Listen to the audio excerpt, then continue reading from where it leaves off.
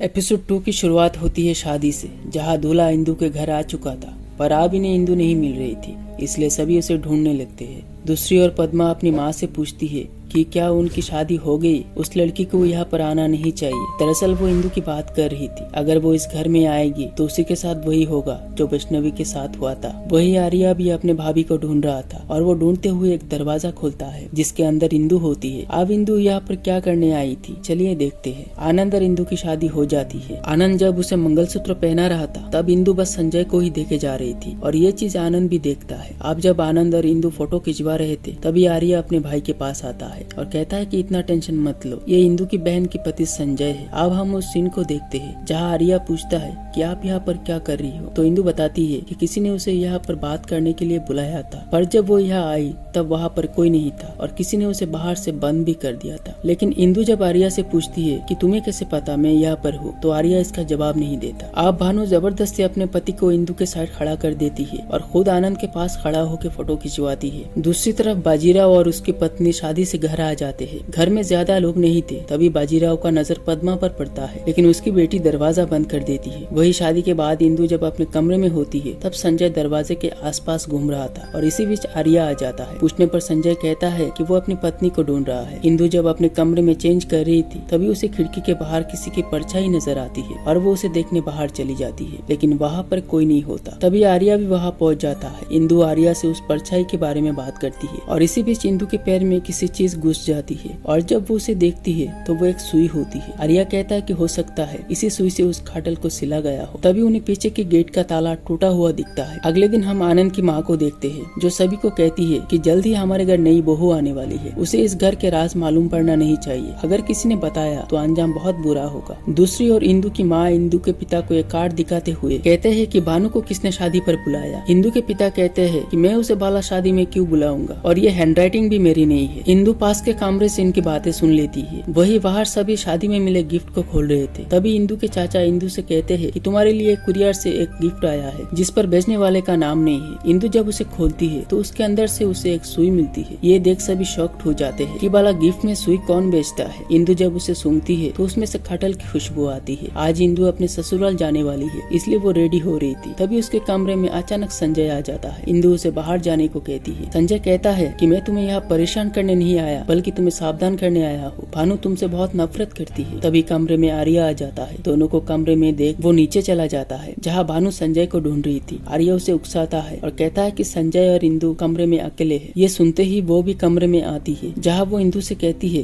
कि तुम मेरे पति से दूर ही रहना, अगर मैं खुश नहीं रह पाई तो किसी को खुश रहने नहीं दूंगा। ये कहकर वो यहाँ से चली जाती है। अब इंदु अपने ससुराल के लिए निकल चुकी थी। आर्या इंदु से कहता है कि भाभी घर जाके आपको बहुत सी रस्में निभानी होगी, मैं माँ को आपके पैर के बारे में बता दूंगा। घर में आने के बाद स्नेहा उनकी आरती उतारती है और सिंदूर के पानी में पैर रख के घर के अंदर आने को कहती है। जैसे ही इंदु अपने पैर को सिंदूर के पानी में रखती है तो उसका पैर जलने लगता है। तभी पद्मा चिल्लाती हुई कहती है कि चली जा, तू अंदर मत आ, तू एक अच्छी लड़की है, अगर तू इस घर में आएगी तो ये लोग तुझे मार देंगे। पद्मा की बात सुनकर इंदु सोच में पड़ जाती है और इसी के साथ एपिसोड 2 यहीं पर खत्म हो जाती है।